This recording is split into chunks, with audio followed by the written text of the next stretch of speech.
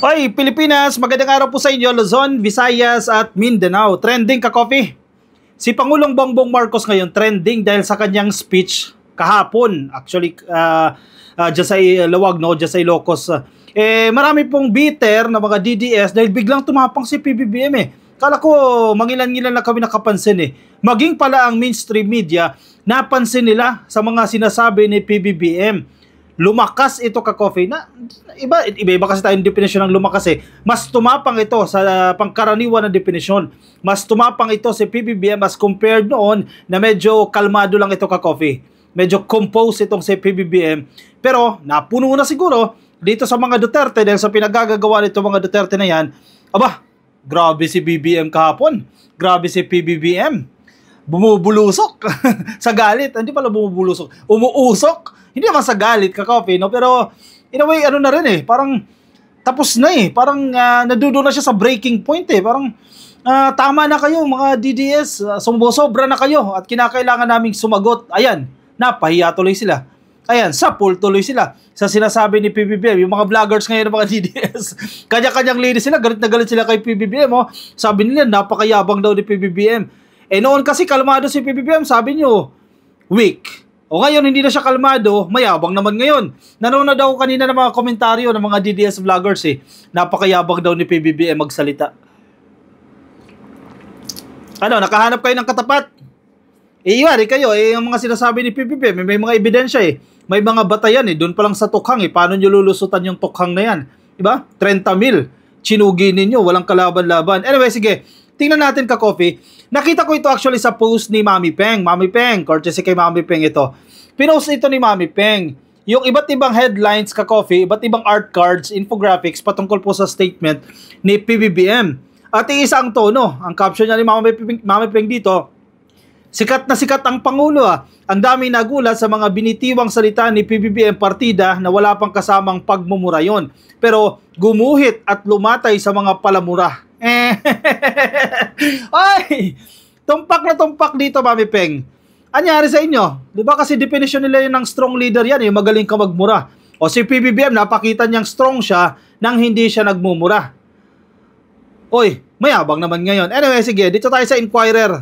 Iba't ibang ano to ka-coffee, iba't ibang media outfit ito eh, na gumawa ng art card mula sa Inquirer, quoting the president, no? Babalik ba tayo sa nakaraan na ibinubugaw ang ating bayan bilang isang sugalan ng mga dayuhan?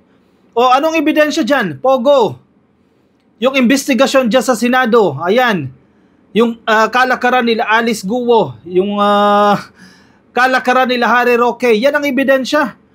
Aba, dumami ang turista, yun nga lang, mga sugarol. Yun nga lang, mga operator ng Pogo. Yan, proud na proud pa sila dyan sa Pogo.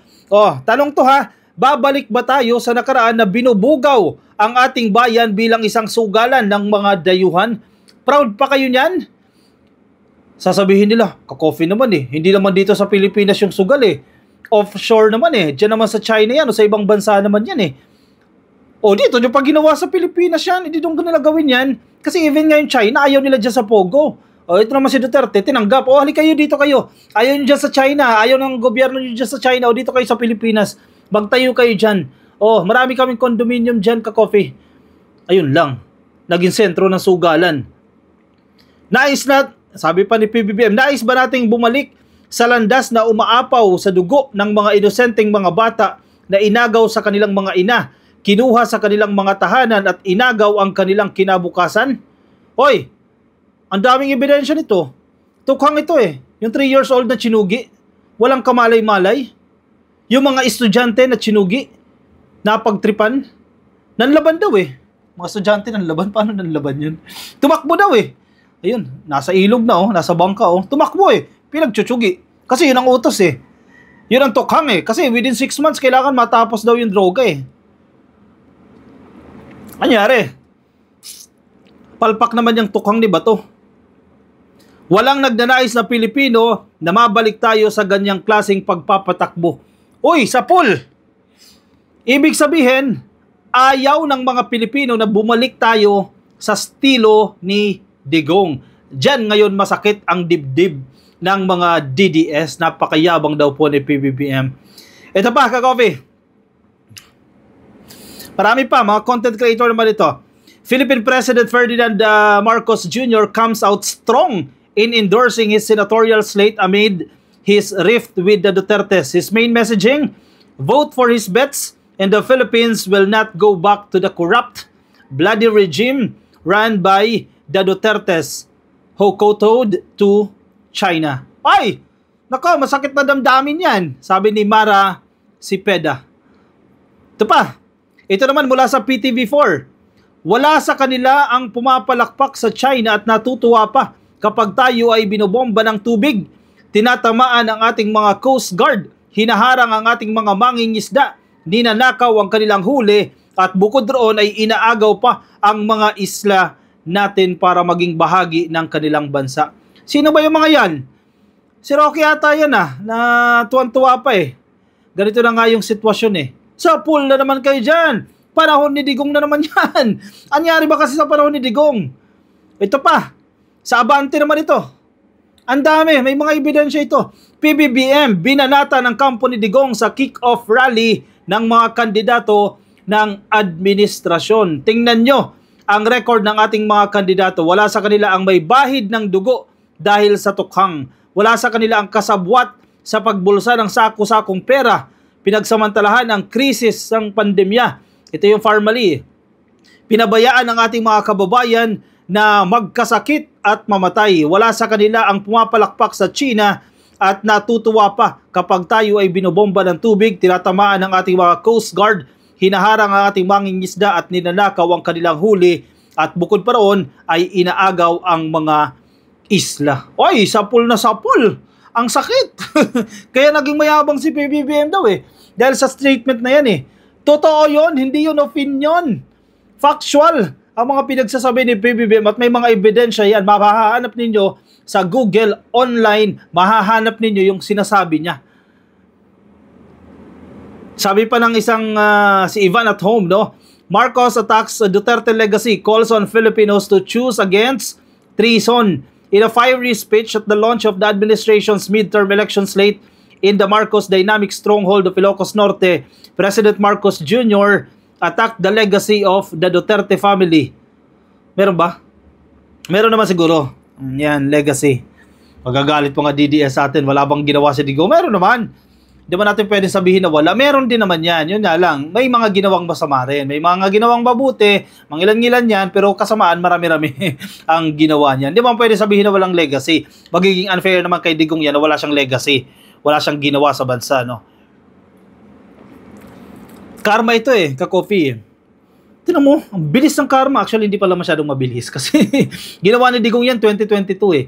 Yung kasagsagan ng nangunguna si PBBM, ang dami niyang mga paninira kay PBBM. Weak leader yan. Tapos nasundan pa yan ng mga maisog rally, kay Bangag ang presidente. Ina-amplify yan ng mga DDS. Kasi yun ang sabi ng leadership nila eh. Yun ang narrative na kinakailangan nilang palawakin eh. Ina-amplify nila yan na Bangag ang presidente, kurap ang presidente. Ayan. Ano nangyari sa kanila? No, si Kibuloy nakulong. O si Sara Duterte na-impeach. O kinasuhan pa o kakasuhan pa. Pinakakasuhan na ng NBI. O, anyari? Weak ba yan? O, ang ICC, mukhang pumapalakpak ngayon ang ICC. Unti-unti na lang at makukuha na nila yan si Digong at itong si Bato. O, karma. Karma yan. Ipinagmalaki ni President Marcos ang alyansa para sa bagong Pilipinas Senate slate ng kanyang administrasyon saan niya buo. Hindi lang sa numero kundi buo rin ang loob na ipaglaban ang mga Pilipino. Sabi ni PBBM. Dito naman po yan sa balita ng News 5. Marami tuloy ang masakit ang damdamin sa nangyaring ito. Si Amy Marcos, ito, lipat tayo ka-coffee. Change topic tayo. Dito tayo kay Amy Marcos. Isa pa ito eh. Si Amy Marcos, dumalo. Andun siya eh, present siya eh.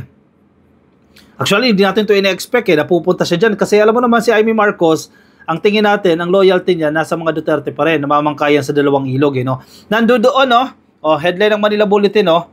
Amy Marcos attends Lawag campaign kick-off, completes Alyansa 12 on stage. Alyansa 12, ano bang tawag nila dyan? Alyansa 12 on stage. Senator Amy Marcos attended the campaign kick-off rally of the administration slate at the jam-packed Centennial Arena dyan po sa Ilocos Tuesday afternoon, February 11, despite branding herself as an independent candidate. Kunyari pa yan si Manang Amy. Pinipilit ni Manang Amy na siya ay independent. Ma'am, isip-isip. Dihado ka sa survey. Yes, may mga ilang survey na lumalabas, pero may ilang mga survey din na medyo nasa kalagitnaan siya, 16 plus. O, feeling ko, may mga nare-realize siya si Amy Marcos. Teka, mukhang nadedihado ako sa survey, Mukhang kinakailangan ko dumikit sa malakas, Namamang ka kasi sa dalawang ilog, yung mga Duterte, mga Marcos, nasaan ka ba talaga dyan, ma'am? Siyempre, hindi naman siya pwedeng malaglag ng alyansa. Hindi siya pwedeng malaglag ng partido ng PBBM dahil kapatid pa rin naman yan, out of respect pa rin yan.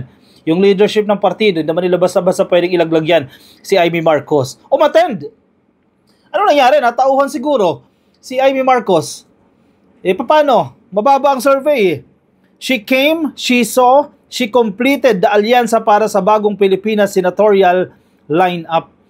Ang problema, masakit yung mga sinabi ni PBBM laban sa mga Duterte. Baka naman masakit din ang loob ni Amy Marcos dahil nasa pool itong mga Duterte. Senator Amy Marcos attended the campaign kick-off rally of the administration dyan po sa Ilocos.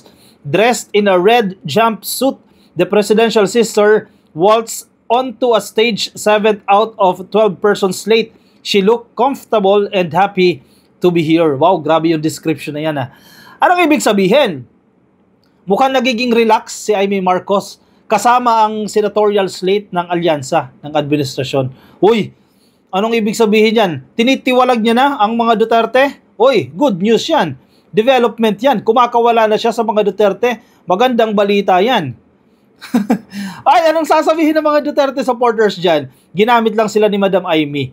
Kasi matagal na, yun naman dapat ang gawin ni Amy Marcos kasi pinagtatabuyan na nga siya ng mga Duterte. Yung mga kapatid ni Sara, di ba? Pinaghihinalaan na siya. Pinagtatabuyan na siya. Bakit kasi siksik siya ng siksik dyan? Dikit siya ng dikit dyan. Even si Sara Duterte. Baka naman si Amy Marcos lang, ang turing niya kay Sara, best friend. Pero si Sara Duterte, ilang beses nagsasabi si Sara Duterte na wala siyang best friend sa politika. Wala siyang kaibigan sa politics. Kaya nga raw nangyayari sa kanya dahil wala siyang kaibigan. Di masakit kay Amy yan, hindi ka pala tinuturing na best friend, hindi ka pala tinuturing na kaibigan. Ang punto natin, bakit ipagsisiksikan pa ni Amy Marcos yung sarili niya dyan sa grupo na yan ng mga Duterte, ng DDS? Andiyan yung kapatid mo, presidente, dumikit ka, sure win ka dyan. O siguro na-realize niya, kaya pumunta yan dyan sa rally o sa kick-off rally dyan sa Ilocos. Sana tuloy-tuloy na yan, wag nang magsalita ng mga kung ano pang kakapahamak niya dahil medyo alanganin siya sa mga survey. O siya, maraming mga ganap ngayon ka-coffee. Siyempre, nagsimula na ang kampanya kahapon February 11, 90 days po yan bago ang halalan. Kanya-kanya mga gimmick na yan para makuha itong sweet spot ito. 12 lang ka-coffee ang ating iboboto 12 lang. Ang makabayan, ang mga grupo nila Franz Castro, sabi nila, teka, maganda rin yung sinasabi nila doon wait lang ang promise nila, pag sila daw ay iboto, yung grupo nila Franz Castro, pag sila daw ay iboto, sure win daw na i-convict nila si Sara Duterte. Isip-isip ko, ayos yung style na yun Parang, marami kasi gusto talaga ma-impeach si Sara Duterte Sige, kung gusto nyo ng sure win, iboto itong mga makabayan senators. Yung grupo nila Franz Castro, siguradong makukonvict yan si Sara Duterte. Pero reality-wise ka-coffee, sa pagtataya natin sa kanilang mga kandidato, wala By numbers ito ka-coffee By numbers itong labanan na to Wala silang kakamutin dyan. Anyway, sige, antay tayo ka-coffee kung ano mangyayari dyan. O siya, sige ka-coffee, i-komento ang inyong mga opinion, reaksyon dyan sa ating comment section para mabasa po yan ng iba natin mga ka-coffee, mga nasa Facebook. Please like and follow ka-coffee. Baka di pa po kayo naka-like and follow mga nasa YouTube, click lang po na subscribe and hit the notification icon para updated kayo sa ating mga bagong upload. O siya, ako'y magpapaalam muna pansamantala. Kita-kita tayo ka-coffee sa ating susunod na videos. Paalam po sa inyo. Bye-bye.